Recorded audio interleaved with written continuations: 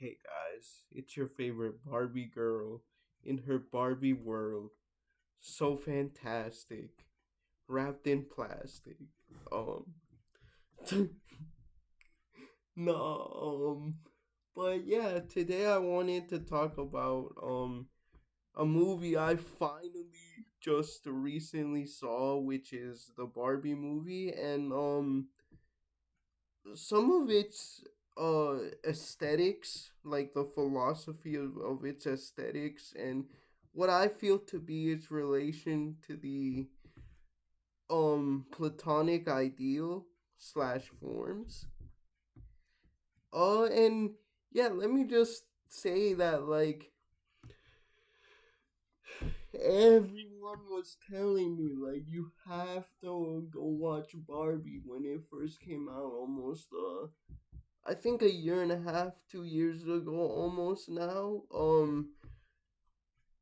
And especially my female friends, because they were like, "Oh, you're gonna love it." And to be honest, I didn't go and watch it. Same thing for Oppenheimer, because I thought it was gonna be kind of cringe.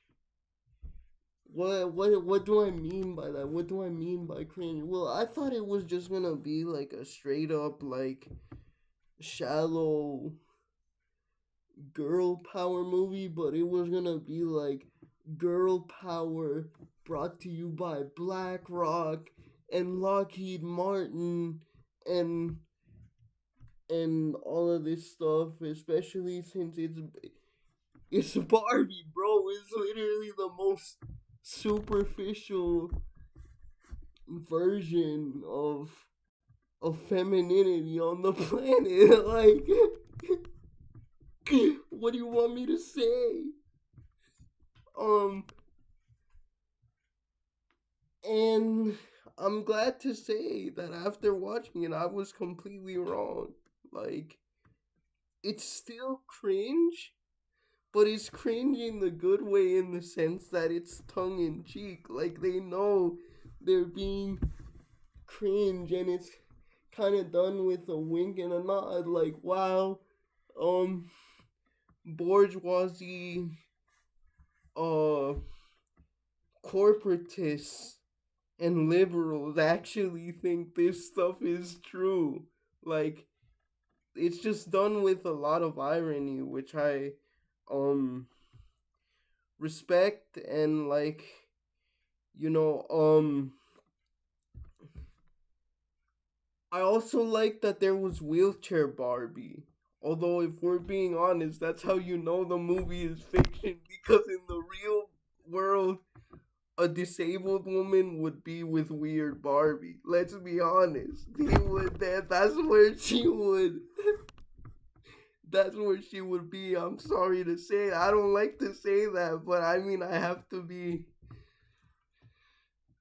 honest about the plights of disabled women. Anyway, um yeah, I actually really liked it, man. Like, um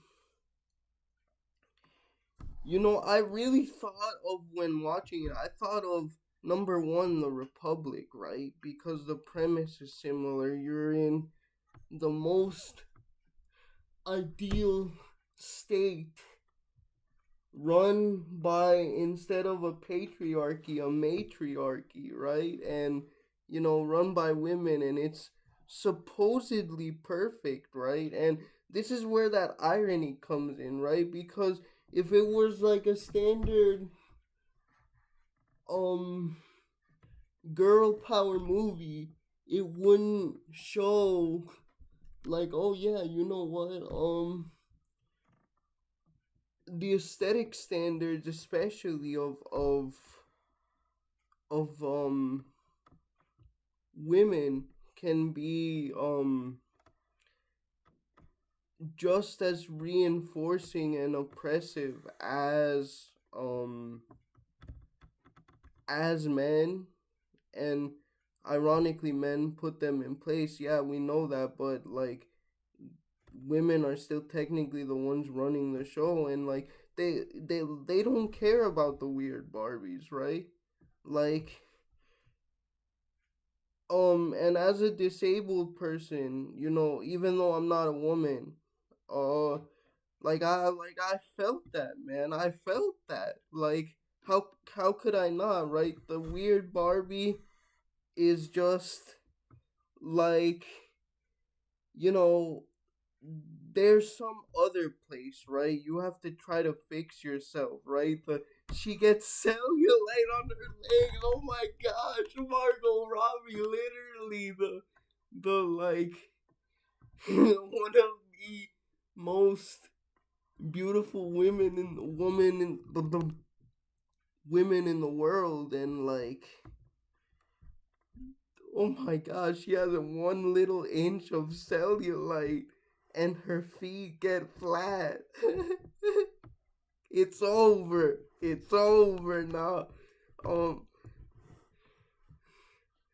right, and it's just so silly because otherwise, um what is there? And it's the same thing in the Republic. Like, yeah, you talk about the Guardians and stuff like that, but then the Guardians can't listen to music that would make them question this supposedly perfect order. And it's like, oh, you can't have Homer or whatever, right? Or you can't have poets that would make them question their roles, right? That's what Socrates says. But the thing is, like, how boring would life be? That's part of the. And I've read the Republic 2 times, and as you all know, it's not a short book. There are 10 books within the Republic, and it's like the Barbie movie actually gave me more insight into the aesthetics of the Republic than I had ever really thought about. Um, and it's not that I hadn't thought about them before as a disabled person, as someone who's look, I have rosacea. Um, I'm on the shorter end of the height spectrum. I have strabismus slash lazy eyes slash, or as I like to call them, googly eyes. Like, look at me, man. I'm, in a wheelchair. I'm not at all what people would consider like the platonic ideal of beauty, but it's like I'm still me, right? Um,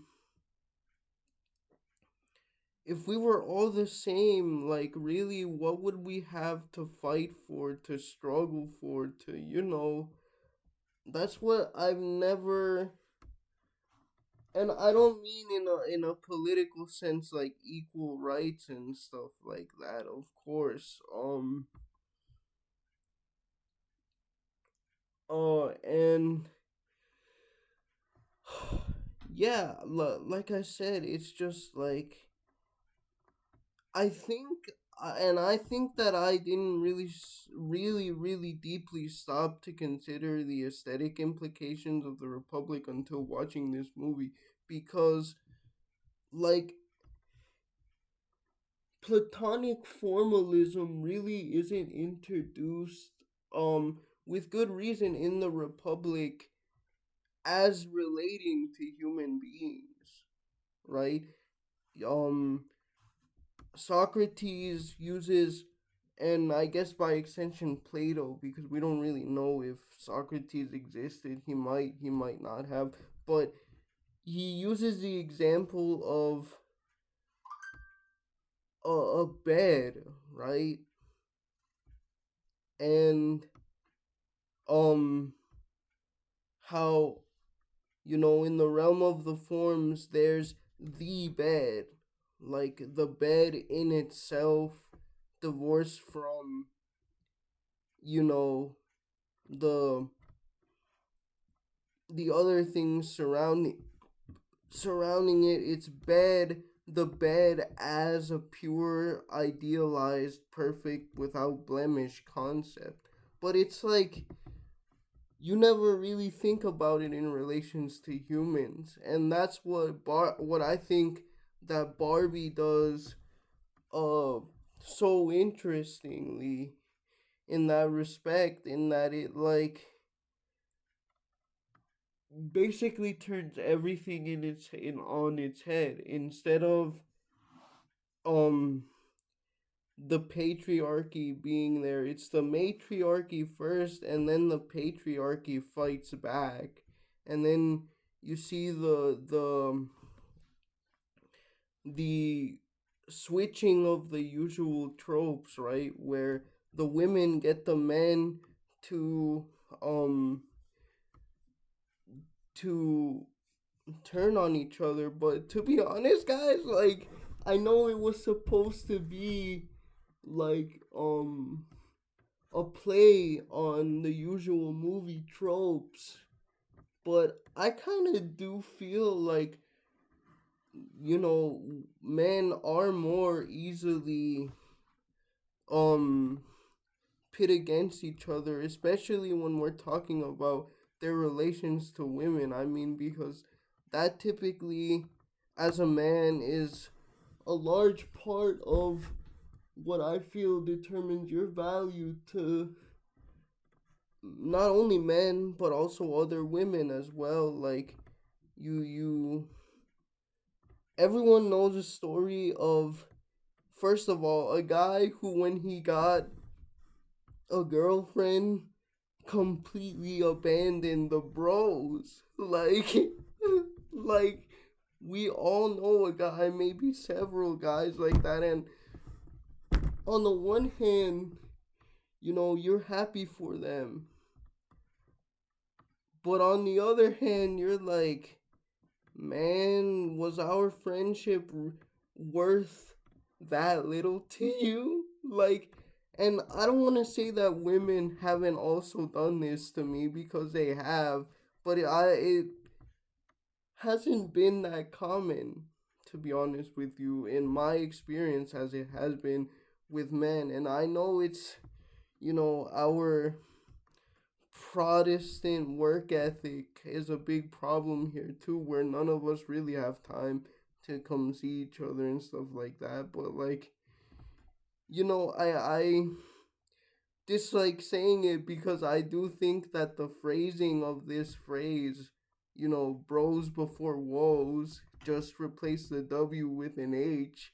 Um, well, again, like I said, I think that's rude phrasing, of course. The idea behind it, it's like, yeah, man, like, part of the reason why, and it isn't the only reason, and there are some reasons which I know my fellow women would probably disagree with me on, that I've already talked about, that are, you know, um,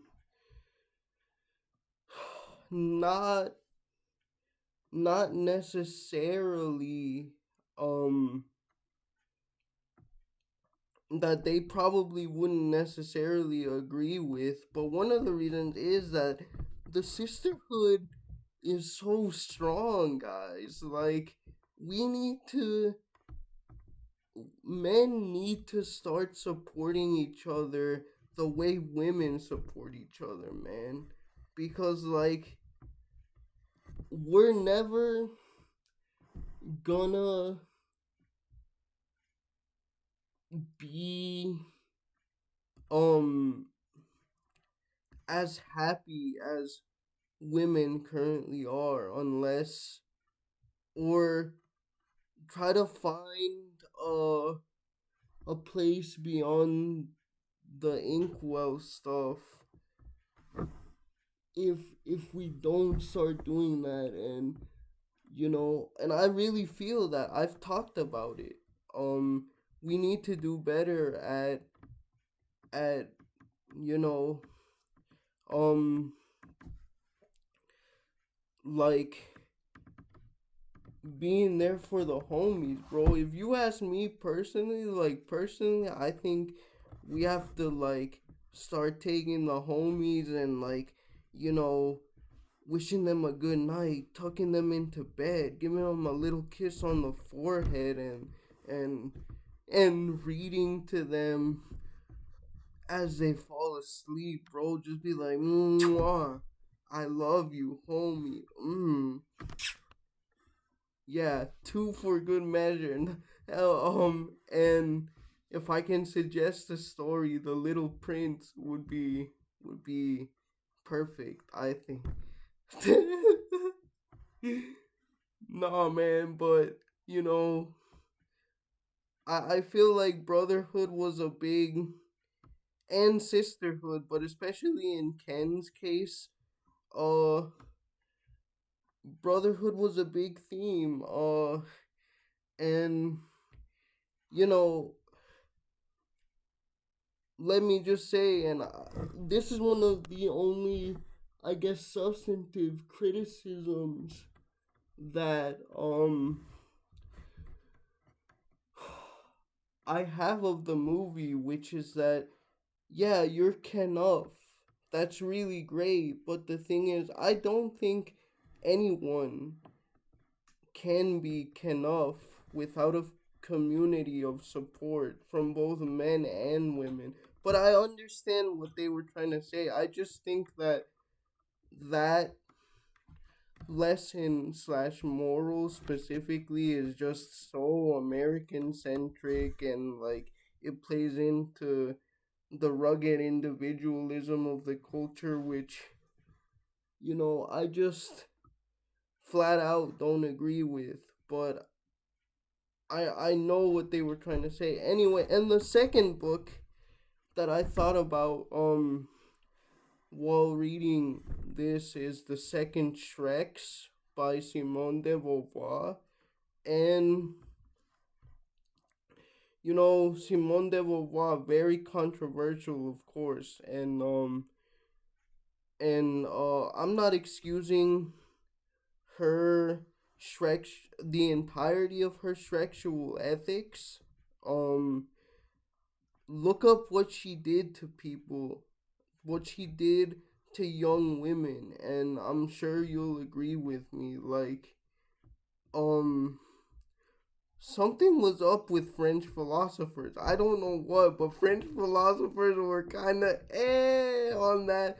But um, one of the things that I do like about the second Shreks is that it opposes biological essentialism, which, in the age after the second world um event conflict that we had, um that was still pretty brave at that time, especially when you consider the legacy of eugenics and stuff like that, especially um as well. And she says there, she plainly says, like, women are not this platonic ideal.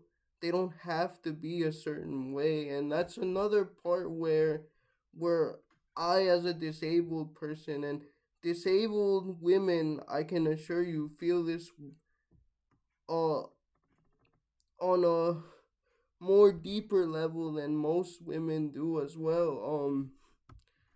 Like, yeah, there's a part in the movie where who plays the Hispanic girl's mom.